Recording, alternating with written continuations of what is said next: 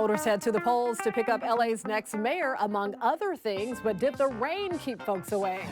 Powerball pause, a big delay for the jackpot drawing, but now the numbers are out. Hello, everyone. Welcome to The Rundown. I'm Robin Winston. More on those stories coming up in a moment, but first, the rain we've been seeing caused a voluntary evacuation warning to be issued for people living in the burn scar area of the Santa Ana Mountains. Well, that includes Silverado, Williams, and Majeska Canyons. We talked to some neighbors who packed up and left. It is a lot of work. We previously had about 1,000 bags that used to cover the front, and they completely got tore down in December. This is just all because of the burn scar, unfortunately. But yeah, you're right. It is the price we pay for living here, and I love it here, so. And now's a good time to go ahead and download the NBCLA app for real-time weather alerts sent straight to your phone. It always comes in handy. Meteorologist Valine De Leon also keeps you in the know, so let's check in with her to see if we can get rid of those raincoats anytime soon. Well, it was a stormy start to the work week, but on Wednesday, the storm system is out of here. But it doesn't mean things are smooth sailing. We're going to have some colder temperatures. It's later this week when things get a little warmer, we dry out, but early next week, could we see seeing our next storm? Maybe. Here's a storm system that's moving out of the picture. You could put umbrellas away, at least for the weekend. The weather is turning out to be very nice, but we will see another approaching area of low pressure early next week that's going to knock down our temperatures again and possibly bring us some rain. Here is a look at the temperatures through Wednesday, 60s. Then we got 70s through Sunday, another cool off early next week. Look at the chance for rain in Anaheim. After Tuesday, we dry out, but early next week, we're looking at a small chance for rain. Stay tuned. Would a wet and stormy election day be a deterrent for voters? We asked LA mayoral candidates Karen Bass and Rick Caruso if they thought weather would impact the results. I am worried about the weather. However, you don't need to go out to vote. You don't need to go to the polls. You just need to hand it to your letter carrier. I think the city is in so much trouble. People are motivated to get out and vote. I don't think it's going to affect the vote. Bass beat Caruso by almost 8 points in the primary, but polls now indicate a close contest. Karen Bass cast her ballot in Baldwin Hills. Rick Caruso voted in Boyle Heights. Former President Trump hit the campaign trail in Ohio, throwing his support behind Republicans involved in tight races in several states. But it's something he said about his own political future that really got people talking. I'm going to be making a very big announcement on Tuesday, November 15th at Mar-a-Lago in Palm Beach, Florida. Many analysts believe the former president will announce next Tuesday that he'll make another run for the White House. Trump hinted at a 2024 re-election bid repeatedly during the nearly 2-hour-long speech. Meantime, President Biden made his final pitch to voters ahead of the midterms. He spoke at a rally at Bowie State University in Maryland. The president called the election an opportunity to defend democracy, referring to the rise of political violence across the country, several Republican support for former President Trump's election lies, and the January 6, 2021 attack on the U.S. Capitol. Local and federal officials closely monitored our local elections just in case there were any issues.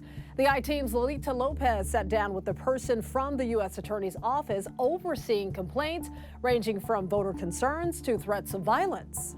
What would you say to people who continue to question the voting process? Our office is working with our federal partners and our state partners to make sure that this is the safest, freest, and free of fraud election that we can possibly have. Meet Assistant United States Attorney Tom Rybarczyk. He will be handling any complaints related to election fraud, voting rights issues, and threats to election officials in Southern California, from Orange to San Luis Obispo counties, just like he did in the 2020 election. So the types of crimes we would investigate would include someone trying to buy your vote, someone trying to intimidate the way you vote, someone trying to change your ballot, someone stealing your ballot, those types of crimes. That's the ones I'm speaking of that we have not had a case, at least since 2008.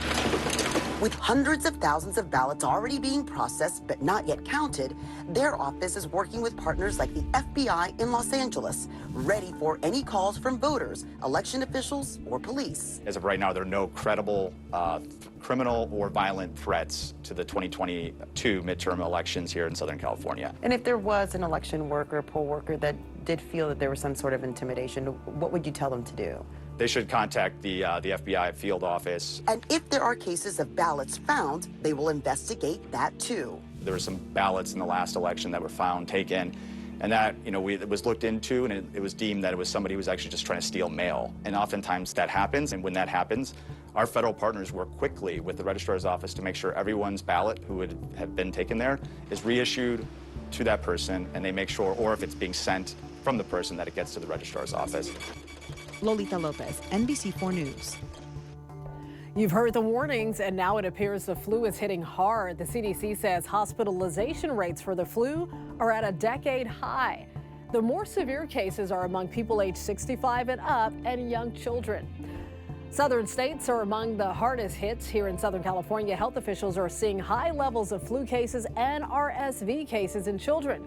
Families are being reminded to get vaccinated before any holiday travels and get-togethers. The drawing for the nearly $2 billion Powerball jackpot was delayed because of a technical issue. The California Lottery said the drawing was postponed because of an issue in another state that needed extra time to process sales information. So finally, Tuesday morning, the numbers were announced, and here they are: 10, 33, 41, 47, 56, and the Powerball number is 10. Check your wallet. Did you win? This is for a record jackpot. It grew to more than $2 billion. It wasn't me. I'm still here. The latest storm is a good reminder to shut off those sprinklers and keep up conservation efforts. So far, Angelenos have reached a record in summer water savings. Mayor Garcetti and LADWP executives say Angelenos saved billions of gallons of water from June to September. Customers have been taking advantage of programs like adding drought-tolerant landscapes. We've replaced 51 million square feet of turf since 2009. We've saved over 2.3 billion, that's with a B, gallons of water. Oh, let's keep it up. The group later toured the nature gardens at the Natural History Museum, which serves as a model for anyone interested in changing their landscape at home. All right, People magazine has announced the sexiest man alive for 2022. Drum roll, please. This year, People chose Chris Evans. Hey, Chris. The 41-year-old is best known for playing Captain America in Marvel's Avengers franchise. Well, this year, he lent his voice to Pixar's Lightyear and starred in 3 other movies. Congratulations, and Chris, you got my vote. You can always get news and weather updates on the NBCLA app and on our website, NBCLA.com. And be sure to tune in to Today in LA on NBC4, weekdays from 4 to 7 a.m. I'll be helping you get around with the traffic reports throughout your morning commute. I'll see you next time on The Rundown.